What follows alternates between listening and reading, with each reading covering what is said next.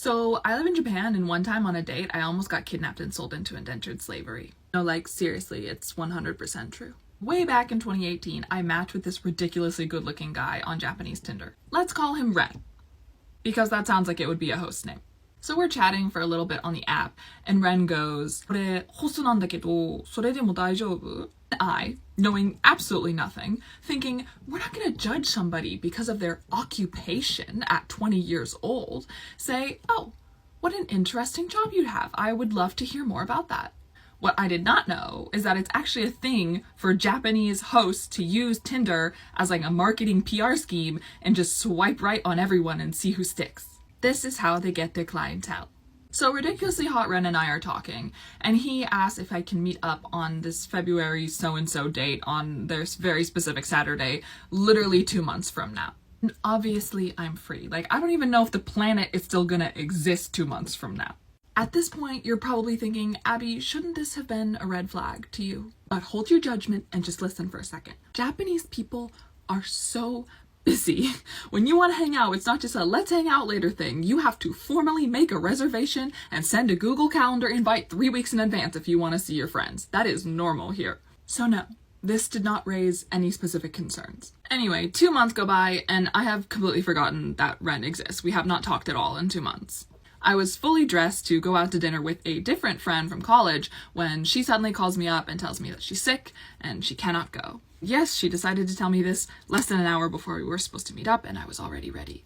At this exact moment, as if on cue, I get a text from Ren saying, "Are we still on for tonight?" Yeah, you bet we are. So Ren and I meet up in Shinjuku at 7 p.m. and he takes me to a very not first date like fast food chain restaurant where the classiest thing on the menu is microwave hot dogs. Not exactly the date I pictured myself going on with incredibly hot Ren, but we don't judge. I'm chatting with Ren and I'm like, I'm really surprised that you wanted to hang out tonight because I would assume that Saturdays would be like the busiest nights for hosts, so I would think that you would be working tonight.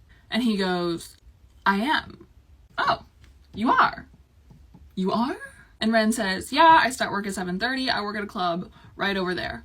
Let me just get this straight. This man invited me on a date at 7 p.m. when he starts work at 7:30.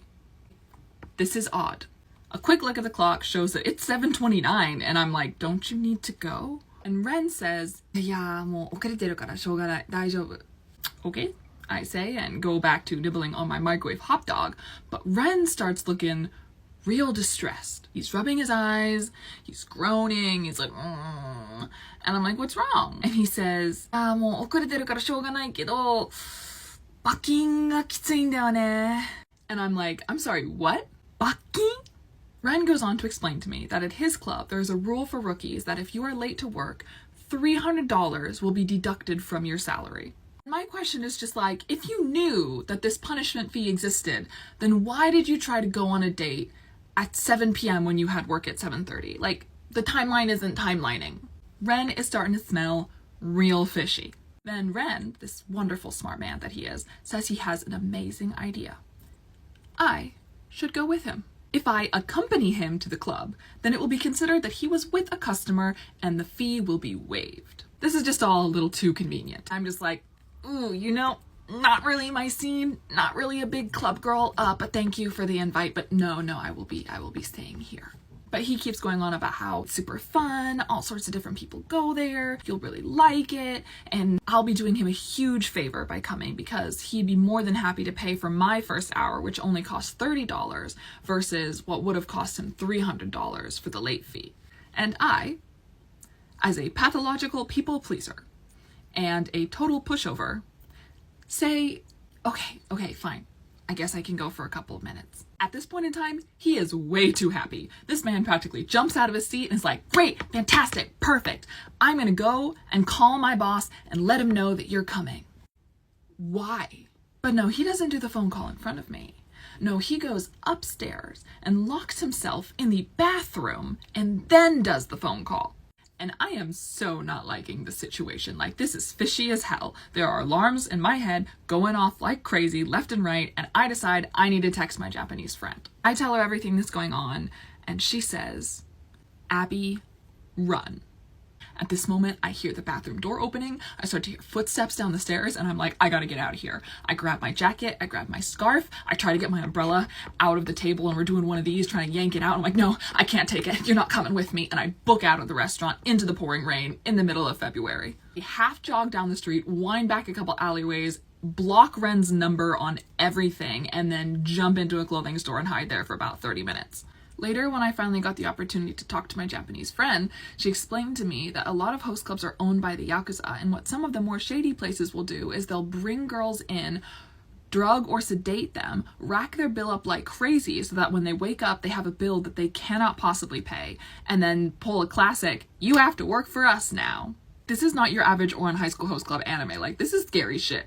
It's hilarious to talk about now, but actually kind of horrifying to think what would have happened if I hadn't decided to leave at that moment. So many influencers and animes talk about host clubs like they're this cool, fun, quirky Japan thing, but in reality, they can be so dangerous. So watch out for all the Rens out there, and maybe take going to a host club off your Japan bucket list. So when I was 16, I was on Japanese television and I confessed to my crush. I went to high school in Kanagawa Prefecture, Japan. And as many of you know, I had a huge crush on this guy. Let's call him Takeru-kun. I liked Takeru-kun because he was nice to me and he was one of my best friends. The only problem was everyone else also liked Takeru-kun.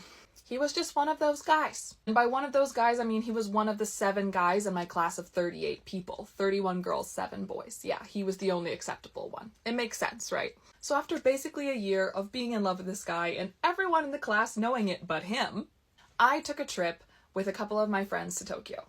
While in Tokyo, we got pulled aside by this woman who came up to me and she said, "Nihongo shaberemasu ka?" And I said, "Hai, chotto hanasemasu." She asked me if I would like to be in an interview for Japanese television. And I was like, heck yes, absolutely. Like, I'm an exchange student. I don't know if I'm ever coming back to Japan. So she takes me over, there's a whole camera crew. I find out it's for Zip TV, which is like morning news in Japan that literally everyone watches, including all of my host families.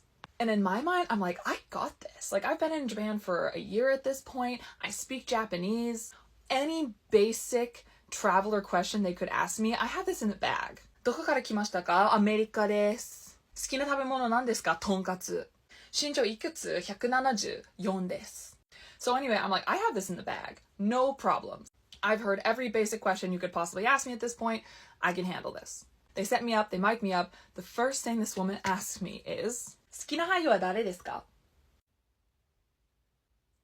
What? And I'm like, okay, just answer the question, I guess. アメリカ人ですか? それか日本人ですか? They want me to answer American first, so I'm like, Chris Pine. Chris Pine のどこが好きですか? 顔かな? 彼のどこがかっこいいと思いますか? 強いて言えば目の色とかまつげとか顔の形とかかな? I'm just rolling with this at this point because I have no idea where this is going. And now I'm realizing they didn't tell me what this interview is for. So then they ask me, それはタイプですか? And I'm like, yeah, I guess. Then the interviewer asked me, okay, well, is your type the same in Japan and in America? And I was like, I mean, I guess. My type is my type, so そんな変わらないかな? And then they say, 日本人もかっこいいと思いますか? And I said, yeah. And she said, 近くにかっこいいと思う人いますか? And I was like, yeah, of course. 誰ですか? And I'm like, wait, you want me to like straight up dox who I think is hot on camera right now? And there's a guy I think who is really cute, but he's not in my class. And they're like, okay, well, what club is he in? I'm like, what's his name? I'm like, So they're like, okay, who do you know that you think is cool? And I'm like, okay, well, I don't know if he's like the hottest person, but the guy I have a crush on, everybody seems to think he's really, really attractive. So I guess we'll just throw his name out there since we're friends and maybe he'll forgive me. So there I go. I say, 同じクラスのタケルくんがかっこいいと思います. And they made me say this exact line on television. Then they asked me, what do I like about him? So of course, I have to list what I like about his facial features on television at 16 years old. This is traumatizing. After the interview, they ask me to show a picture of him. So I do. And they say, かっこいいですね. 会ってみたいです. They want to meet him. And they want to interview him. so that he can be on the show with me.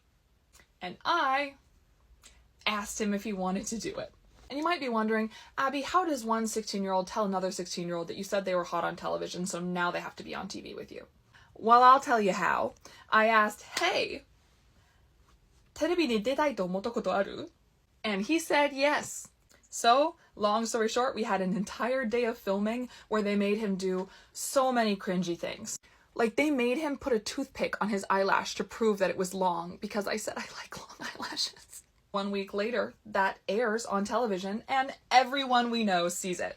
The entire school thinks that we're dating. Only the problem is, I was rejected a month ago. We're still friends. I still have the video clips. We will never ever speak of it again. And if anyone tries to interview me on the street in Japan, I run the other direction.